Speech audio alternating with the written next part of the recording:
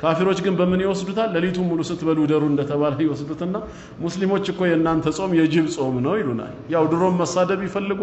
ቀዳዳ ነው ምንድነው ስንላቸው ጅብ ሊነጋ ሲል ወደ ጎሬ ይገባል ሲመሽ ይወጣና ለሊቱን ሙሉ ሲበላ ያድራል ይላሉ ከየት እንደረዘቁት አናውቅም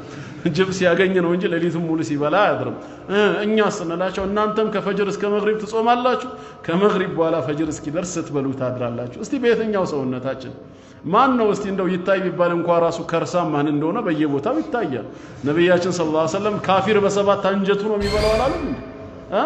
ምንድነው ሰባት አንጀት ቢመረመሩ ከኛ የተለየ አንጀት አላቸው እንዴ የለም የተፈለገው ሰባት አንጀት ግን ሆዳም ናቸው ዱንያ ላይ ስግብግብ እንደሆኑ ነው የሚናገሩ ስለ አኺራ አይደለም ግን እኛ ከመግሪብ እስከ ፈጅር ባለው ወቅት እንድንበላ ተፈቀደልን ነው እንጂ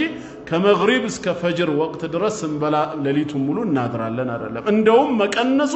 ሱና ነው የተፈለገው ራስን መጉዳት ነው ራሳችንን በመንጎዳ በመንራብ ጊዜ ለሌሎችም ምን ማድረግ እንጀምራለን ማሰብ እንጀምራለን አንድ ቀን እንኳን ከፈጅር እስከ መግሪብ ላልበላው ረሃብ እንዲካጥወለወለ በድህነት ሰበብ አመቱን ሙሉ የሚሰቃይ ወንድሞች እህቶችስ እንዴት ይችሉት ይሆን ብለ ማዘን ትጀምራለህ ለዓለኩም ተተቁን እንዳለው ደግሞ ተቅዋንም ያመጣል አላህን መፍራት ሁሉ ማለት ነው አንድ ቀን ላልበላው ምግብ አቅባንሶ እንዴት ተቀለልክ ሰው እንዴት ነው በጌታ ትእዛዝ ምትኮራው